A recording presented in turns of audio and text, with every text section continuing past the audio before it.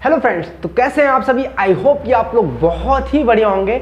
And आज की इस वीडियो में बात करने वाले हैं कि भाई क्लास 10 की जो मैथ्स है उसको किस तरीके से स्टार्ट किया जाए कि भाई अच्छा सा अच्छा स्कोर हम मैथ्स में कर सकें, है ना। अब इससे कोई मैटर नहीं करता है कि आप चाहे एवरेज रहे हो, चाहे टॉप करें हो, या फिर आप मैथ्स में वीक रहें, ठीक है। क्योंकि आज जो हमने यहाँ बात करने वाले हैं वो सारी चीज़ें आप फॉलो करते हो तो आप डेफिनेटली अच्छे स्कोर करेंगे ही करेंगे। और सबसे पहली बात तो आप हमारी यही मान लीजिए कि भैया ऐसे वीडियो मत देखिएगा, आप पेन और कॉपी लेकर के सारी चीज़ें नोट करते चलो, ठीक है। तो चलो ज़्यादा टाइम वेस्ट नहीं करूँगा, मैं थोड़ा सा बता दूं कि भाई मैं आप लोगों को मैथ्स पढ़ाता हूँ, यानी कि 9th और 10th को, और मैं तब तक आप लोगों के साथ में रहूँगा जब तक आपका एग्ज़ाम हो नहीं जाता है, ठीक है। उसके बाद भी रहूँगा, बाकी क्योंकि आप आगे की क्लास में चले जाएंगे तो आप नहीं रहेंगे साथ में। फिलहाल तो चलते हैं, वीडियो को स्टार्ट करते हैं। और सबसे पहले अगर हम पॉइंट की बात करते हैं तो क्लास 10th के मैथ्स में सबसे पहले आपको जो सबसे ज़्यादा ज़रूरी है जानना वो है भाई आपका सिलेबस, और आपके पास उस सब्जेक्ट की बुक होनी चाहिए, ठीक है। बुक आपका एनसीईआरटी का रहेगा तो कोई दिक्कत नहीं है। एक आप रेफरेंस बुक ले सकते हो किसी भी सब्जेक्ट का फॉर प्रैक्टिस के लिए। इस पर हम ज़्यादा डिटेलिंग में बात नहीं करेंगे क्योंकि इसके पहले हमने जो वीडियो बनाया था कि हाउ टू स्टार्ट क्लास 10, ठीक है, तो उसमें हम सिलेबस और बुक के बारे में अच्छे से बात किए हुए थे। ये बट ध्यान में रखना है आपको कि सिलेबस और आपके पास बुक होना चाहिए, क्योंकि कहीं भी आपको जाना हो तो उसके बारे में भाई रास्ता पता हो तभी तो आप जा सकते हो कि नहीं जा सकते हो, है ना। तो ये चीज़ आपको ध्यान में रखना है, सिलेबस पता होना चाहिए और बुक आपके पास रहना चाहिए। सिलेबस कहाँ से पता चलेगा भाई, कोई चेंज नहीं हुआ सिलेबस में, तो आप YouTube पर जाएंगे या फिर गूगल पर सर्च करेंगे तो आपको सिलेबस पता चल जाएगा। 14 चैप्टर हैं आपके, ठीक है। दूसरी जो बात आती है, इस सब्जेक्ट का आपको सबसे पहले क्या कर लेना है, वन शॉट देख लेना है। यहाँ पर मैं अभी आपको पेन उठाने के लिए बात ही नहीं कर रहा हूँ, मतलब इन दोनों में, ठीक है। अभी आप नोट कर रहे होंगे तो अच्छी बात है, यहाँ पर मैं बात कर रहा हूँ। सिलेबस आप देख लो, ठीक है, सिलेबस नोट करने की ज़रूरत है वैसे, ठीक है, तो आप उसको नोट कर लीजिएगा, ठीक है। और वन शॉट की बात है तो वन शॉट में आपको कुछ भी पेन उठाने की ज़रूरत नहीं है, आप सिर्फ देखो कि भाई क्या चीज़ें इसमें हैं, है ना। तो आप 14 चैप्टर है तो आप 14 दिन में उसको कंप्लीट कर सकते हो भाई सारी चीज़ें। अब इससे क्या होगा कि एक ओवरव्यू आपको मिल जाएगा कि भाई चैप्टर्स में है क्या और हमको क्या पढ़ना है, कहाँ पर मुझे लग रहा कि अभी मैं वीक हूँ, है ना, वो पहले से ही आइडिया लग जाता है ना, और कहाँ पर लग रहा कि मैं यहाँ अच्छा कर सकता हूँ, इससे एक आइडिया लग जाएगा। तो इससे आप क्या कर सकते हो, उन सभी जगहों पर फोकस ज़्यादा कर सकते हो जो लग रहा कि भाई वीक है ना। जो अब नेक्स्ट स्टेप आपका है वो होना चाहिए भाई क्या, सॉल्विंग एग्जाम्पल्स, है ना। आप कोई सा भी बुक लिए हो, वैसे मैं हमेशा कहता हूँ पहले आप एनसीईआरटी बुक ले लो, कोई सा भी, लेकिन बुक लोगे तो उसमें आपको एग्जाम्पल जरूर दिए रहते हैं, तो आप वहां से स्टार्ट करेंगे कि भाई आप एग्जाम्पल को सॉल्व करना स्टार्ट करो। अच्छा, ऐसा क्यों भाई कि एग्जाम्पल को सॉल्व करें, देखो अब इससे दो फायदे हैं। तो जो एग्जाम्पल में क्वेश्चन होते हैं ना वो एक्सरसाइज से थोड़ा सा ईजी होते हैं, ठीक है, तो आपको एक कॉन्फिडेंस मिलेगा जब उसको आप सॉल्व करोगे। दूसरा ये कि अगर आपको कहीं गलती होती है तो आप तुरंत देख सकते हो कि भाई, क्योंकि वो सॉल्यूशन आपको वहां पर दिया रहता है, ठीक है। बट ऐसा नहीं है कि आप देख कर छाप लो, है ना, ये तो अपने साथ आप बेईमानी कर लोगे। आप सॉल्व करो फिर चेक करो कि भाई हमारा सही है कि गलत है ना। गलत है तो उसको देखो, फिर से वो बंद करके बुक आप सॉल्व करो, ठीक है। तो इस तरीके से आप सॉल्व करना स्टार्ट करोगे तो आपका कॉन्फिडेंस भी बढ़ेगा। उसके बाद आपका आना है भाई एक्सरसाइज वाले क्वेश्चंस पर, ठीक है, किस पर, एक्सरसाइज वाले क्वेश्चंस पर।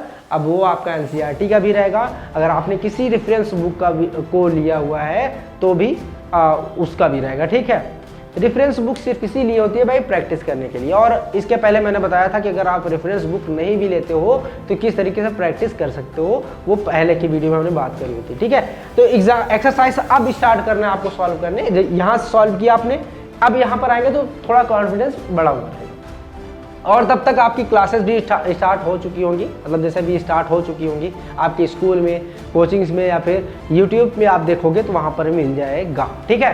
वैसे मैं आपको बता दूं यार कि आपको मैं लाइव क्लास देने वाला हूँ मैथमेटिक्स की, बिल्कुल फ्री, इसी यूट्यूब चैनल पर, ठीक है। और ऐसा नहीं है कि फ्री है तो कोई चीज़ें मैं ऐसे ही, हर एक क्वेश्चन आपका एनसीईआरटी का सॉल्यूशन मैं दूंगा, वो भी एक पेड क्लास के लेवल का रहेगा, बशर्ते थोड़ा सा चेंज रहता है, थोड़ा सा डिफरेंस है मेरे में कि भाई उनके पास एक टीम होती है और मेरे पास मेरी टीम में मैं और आप हैं, ठीक है। तो ये चीज़ आपको ध्यान में रखना है। एक्सरसाइज फिर सॉल्व करना है आफ्टर सॉल्विंग एग्जाम्पल। अब जो नेक्स्ट बात आती है, तो एक चीज़ आपको ध्यान में रखना है कि भाई कुछ क्वेश्चंस आपको ऐसे लगते हैं कि ये तो बड़े इजी हैं, इसको हम बाद में सॉल्व कर लेंगे, या फिर अब डायरेक्ट हम इसको टेस्ट में या फिर एग्जाम में ही सॉल्व करेंगे, है ना। बट ऐसा नहीं करना है, ठीक है। आपको हर एक क्वेश्चन, ठीक है, ईच क्वेश्चन वो कितना भी इजी आपको लगे सॉल्व करना ही करना है, क्योंकि अदर सब्जेक्ट और मैथमेटिक्स में यही डिफरेंस है यार कि मैथमेटिक्स में आपको कोई भी क्वेश्चन मिले उसमें सभी में प्रैक्टिस करने की बहुत ही ज्यादा जरूरत होती है। मैं साइंस की ही अगर बात ले लूं तो साइंस में अगर हार्ट आप पढ़ रहे हो, हार्ट के बारे में, ठीक है, तो हार्ट के बारे में अगर आप पढ़ रहे हो तो हार्ट के बारे में पहले भी वही था, है ना, आज भी वही है, कल भी वही रहेगा।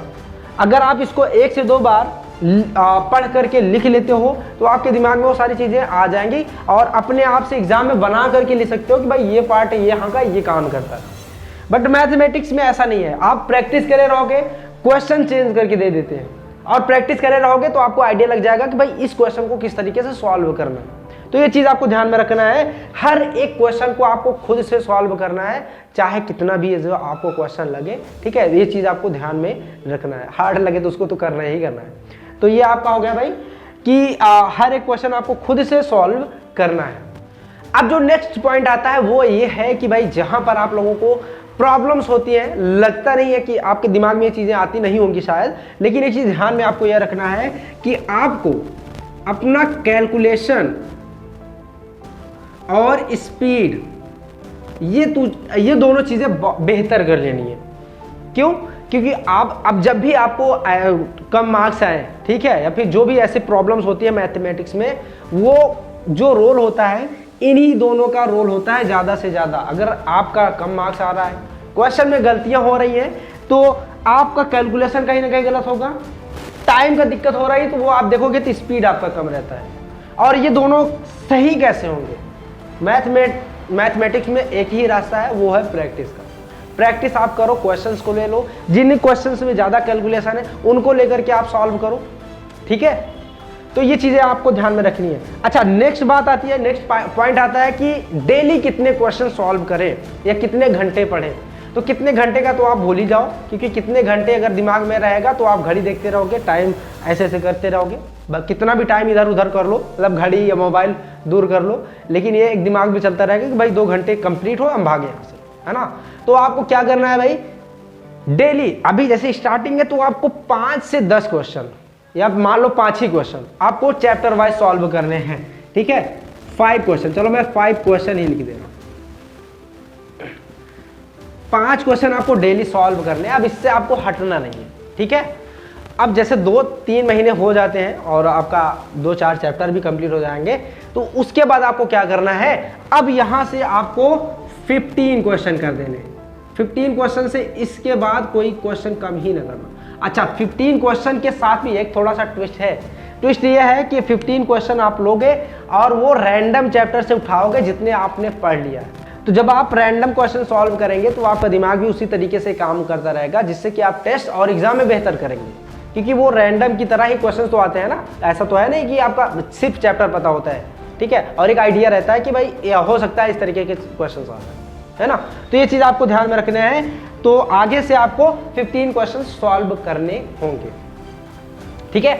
और रिवीजन की बात करें तो रिवीजन आपका यही हो जाता है, अगर आप सॉल्व कर रहे हैं डेली 15 क्वेश्चन या 5 क्वेश्चन, ठीक है, तो ये रिवीजन, मैथमेटिक्स के रिवीजन में ये आ जाता है आपका, ठीक है। रैंडम क्वेश्चन आप जो चैप्टर पढ़ चुके हैं उससे उठा रहे हैं तो वो रिवीजन में ही आता है। भाई देखो गलतियाँ कहाँ हो रही है, उस पर आप काम करो, है ना। उसके बाद जो पॉइंट आता है आपका वो है भाई टेस्ट का, ठीक है। कौन सा? टेस्ट।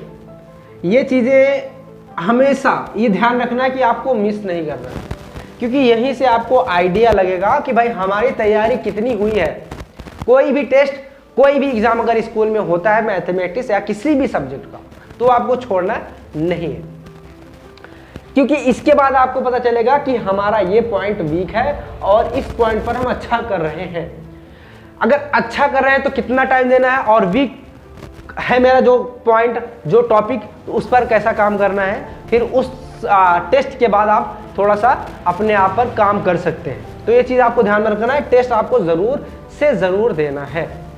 अब जैसे आपने टेस्ट दिया और कुछ क्वेश्चंस आपसे गलत हुए, या लग रहा है कि कॉन्फिडेंस आप नहीं रहे, तो जो क्वेश्चन आपने सॉल्व किया, नोट्स बनाया ना, आप चाहे वहाँ पर उसको क्या कर लो, पॉइंट कर लो, है ना, पॉइंट कर लो क्वेश्चंस को, या फिर आप क्या करो, एक 10 से 15 रुपए की नोट्स बना लो। आई थिंक ये ज़्यादा सही रहेगा, बहुत ही बेस्ट आपके लिए रहेगा। 10 से 15 रुपए की आप क्या करो, एक नोट्स बना लो, और जितने भी क्वेश्चन है जैसे आपसे गलत हुए हैं या फिर आपने कॉन्फिडेंस से सॉल्व नहीं किए हैं, उन क्वेश्चंस को, सिर्फ क्वेश्चंस को आप लिख लेना है, ठीक है, क्वेश्चन आप लिख लेना बस, ठीक है, क्वेश्चंस को लिखना और उनको वीकली सॉल्व कर लेना, ठीक है। तो उससे क्या होगा कि जैसे आपका कोई एग्जाम आ रहा है, मान लो हाफ ईयरली, जो भी आपके जैसे एग्जाम आ रहे हैं, है ना, तो आप इनको सॉल्व करे रहेंगे, क्योंकि आपको पता है कि इन्हीं सारी चीज़ों में हमको प्रॉब्लम्स हो रही हैं। तो पहले आप इनको फिर सॉल्व करेगा, फिर आपका एक अच्छा स्कोर आने की ज़्यादा चांसेस हो जाते हैं। तो ये आपको ध्यान में रखना है, और ये सारे पॉइंट्स हैं जो आपको मैथमेटिक्स में ध्यान रखने हैं, स्टार्टिंग से लेकर के एंड तक। कंसिस्टेंसी तो आपको रहनी ही चाहिए, तो ये चीज़ आपको ध्यान में रखना है यार, ठीक है। और गर्मी बहुत है, गर्मी देख रहे होगे, खुद ही पसीने पसीने में हो गया हूँ, ठीक है। तो हालांकि छोड़ो उसकी बात, बट ये ध्यान में रखना है कि आपको ये सारी चीज़ों को ध्यान में रखना है, ठीक है।